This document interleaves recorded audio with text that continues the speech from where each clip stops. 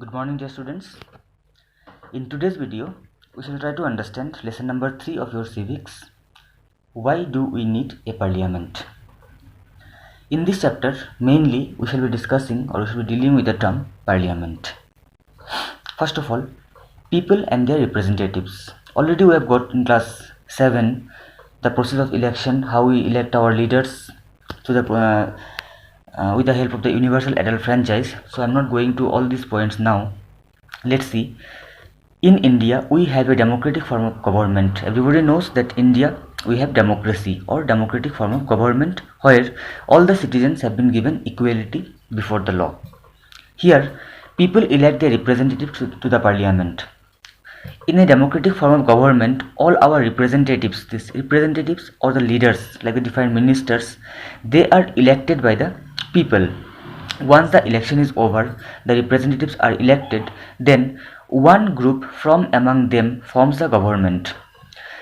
As you got in class 7, in the election different political parties they take part, and among the different political parties who gets the majority, they form the government.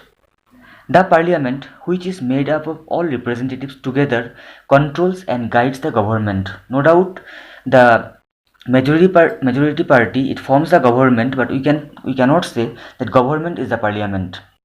Government is part of the parliament. In the parliament, both the majority party representatives as well as the other elected representatives are present in the parliament. This parliament is made up of all representatives together. As I told you that parliament is not formed only by the majority party. The minority or the opposition party MPs are also present in the parliament, and then they guides the government. In this sense, people through their chosen representatives form the government and also control it. Now see, as we already know, in a democratic form of government, the power is given in the hand of the people, and as we got now that the members of the parliament, they are elected by the people. So in that sense we can say the real power is in the hand of the people. The people indirectly they form the government as well as they also can control it. That's about people and their representatives. Now we are going to study about the role of the parliament. Mainly in this chapter we shall be dealing with the two rules of the parliament. Created after 1947, as you know, up to 1947 India was under the British rule, and after that we got independence. The Indian parliament is an expression of the faith that the people of India have in principles of democracy.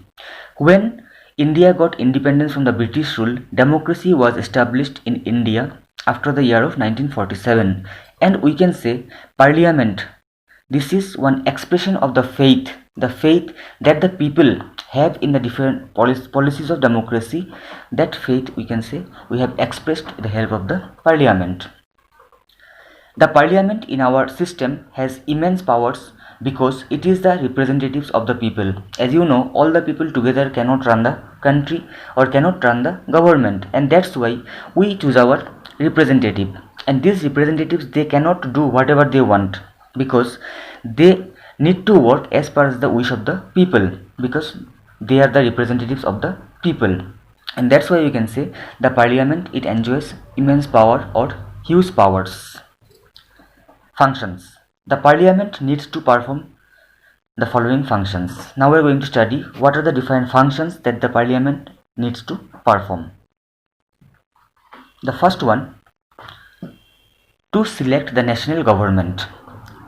What is the meaning to select the national government? Let's try to understand. This is the first function of the parliament.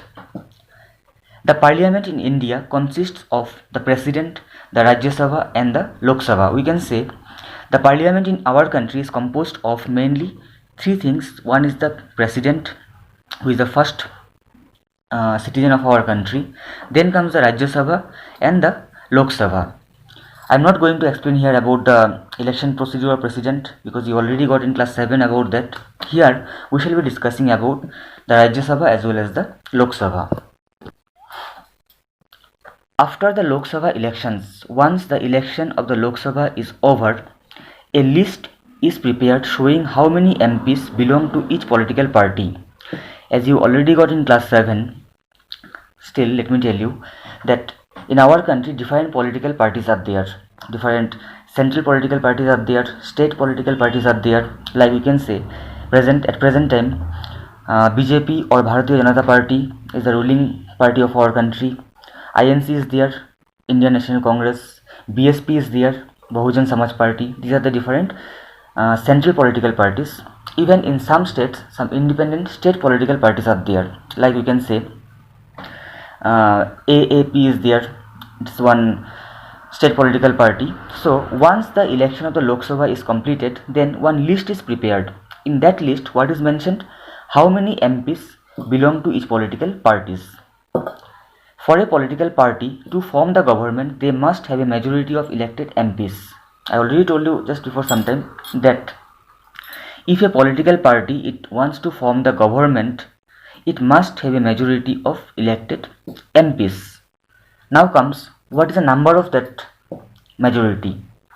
Since there are 543 elected plus 2 nominated members in Lok Sabha, to have a majority, a party should have at least half the number, that is 272. We can say in the Lok Sabha, the total membership of the Lok Sabha is 543 plus 2, that means 545. Out of this 545, 543 members are elected by the people and 2 members are nominated by the president.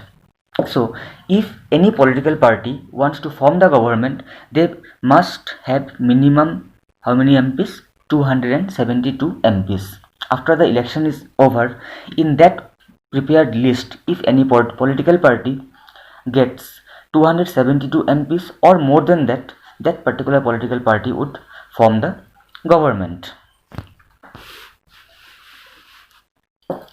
The opposition in parliament is formed by all the political parties that oppose the majority party or the coalition formed. Now comes another point, coalition government. It was there in class 7, I already explained there. Still, let's take example INC, BJP and suppose I am taking as BSP, 3 political parties. Election is completed, and if any political party wants to form its independent government, it must have minimum 272 MPs. Let's say after the election is over, INC got 270 MPs, BJP got 100 MPs and BSP got 173 MPs. As you already got, if any political party wants to form the government, it must have minimum 272 MPs. But you can see here, not a single political party got this number. They have not reached 272. At that time, any 2 political parties can join together to form the government. Suppose here INC and BJP join together. So if they join together, their number becomes more than 272. That type of government is known as the coalition government. So we are discussing about the opposition party. About the ruling party, we already got that the party who gets the majority, they forms the government and they are the majority or the ruling party. The other parties, like here you can see INC and BJP, they combined and they form the majority or the ruling party. Here we can say BJP is the opposition party. The Prime Minister is the leader of the ruling party in the Lok Sabha. The Prime Minister, he is generally selected by the members of the majority party in the Lok Sabha and he is the leader. He distributes the portfolios to the elected MPs from his party, and the different portfolios or the different other ministers like the education minister, the health minister, these other portfolios is generally distributed by the Prime Minister in the Lok Sabha. Now comes Rajya Sabha. The members of the Rajya Sabha are elected by the elected members of the legislative assemblies. We can say the members of the Rajya Sabha, they are not directly elected by the people, they are elected by the elected members of the legislative assemblies. The member of the legislative assemblies are elected by the people, and then these members of the legislative assembly, they would elect the member of the Rajya Sabha. We can say there are 233 elected members and 12 members nominated by the president. In the Rajya Sabha, total 204 245 members are there, and out of these 245 members, 233 are elected by the members of the Legislative Assembly, and the rest 12 members are generally nominated by the President of the country. So that's about the first function of the Parliament. Now comes the second point, that's about to control, guide and inform the government. Generally, now we already discussed, or we have already got how the government is formed. Now it is a duty of the Parliament to control the government, to guide the government and to inform the government. How it is, let's see. The Parliament, while in session, begins with a question hour. This question hour is a very crucial part of the Parliament. I hope you have seen in the TV, in news, when the Parliament is in session, it generally begins with the question hour. And what happens in the question hour? Here, MPs can get information about the working of the government. In the question hour, both the MPs of the ruling party as well as the opposition party, they can ask different types of questions to the government about the functioning of the government. By asking questions, the government is alerted to its shortcomings and also comes to know the opinion of the people through their representatives. As we already got that all the representatives of the Parliament are elected by the people. These representatives, they express the opinion of the people in the Parliament. So through this question hour, these elected representatives, they can ask different types of questions to the ruling government or the ruling party, and through this the government is alerted about the shortcomings. Sometimes it happens that we cannot understand our mistake by ourselves. If somebody points out, then only we can understand. So in the question hour, the opposition party MPs, they generally alert the government about its shortcomings, and also the government comes to know about the opinion of the people through these elected representatives. The opposition parties highlight the drawbacks in various policies and programs of the government. We can say in the Parliament, opposition parties, they occupy a very important place, because it is the opposition party who generally highlight, or they generally bring the drawbacks of the government. If the government is trying to hide something from the people, that is generally taken out by the opposition parties, because they can criticize the different policies as well as the programs which are made by the government. In all matters dealing with finances, the Parliament's approval is crucial for the government. If the government wants to take any decision, any law they want to pass, it must be approved by the Parliament, because Parliament is not only formed by the ruling party, it is the combination of ruling party as well as the opposition parties.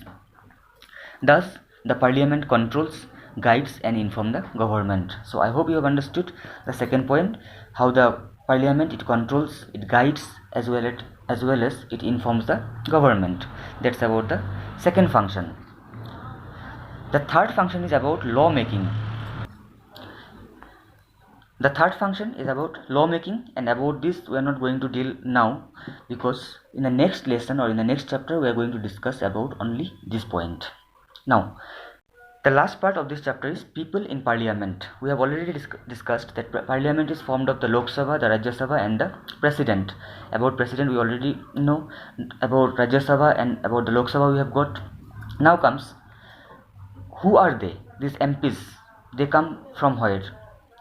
The members of the Parliament are elected from every background. We can say, since India is a democratic country, we have a democratic government, there is no difference, there is no reservations for a particular caste or particular religion.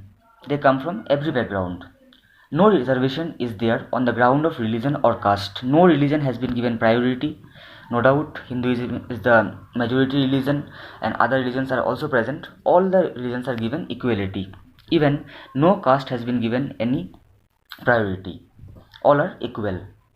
Still, some seats are reserved for the SCs and the STs for their upliftment and development. We know that in our society, the scheduled castes, SC means scheduled caste and ST means scheduled tribes. The scheduled caste and the scheduled tribe people, they are not generally properly developed, and for their upliftment or for their development, some seats or some percentage of seats are reserved in the Parliament. To ensure equal status, some seats are even reserved for the women. Women in our country are generally looked as inferior. They were not given proper facilities in education or different other aspects, and to ensure the equality or equal status of the women, some seats are also reserved for the women in the parliament. So that's about the people in parliament. Thus, they work together for different aspects for the development of the nation, and in this way, after the election is over, the different members, both in the ruling party as well as in the opposition party, they work together for the development of the nation or the country. So that's about this chapter. You need to go through the video. Also, you need to read the chapter, underline the important points, and if any doubt is there, please get it cleared from me. Thank you very much.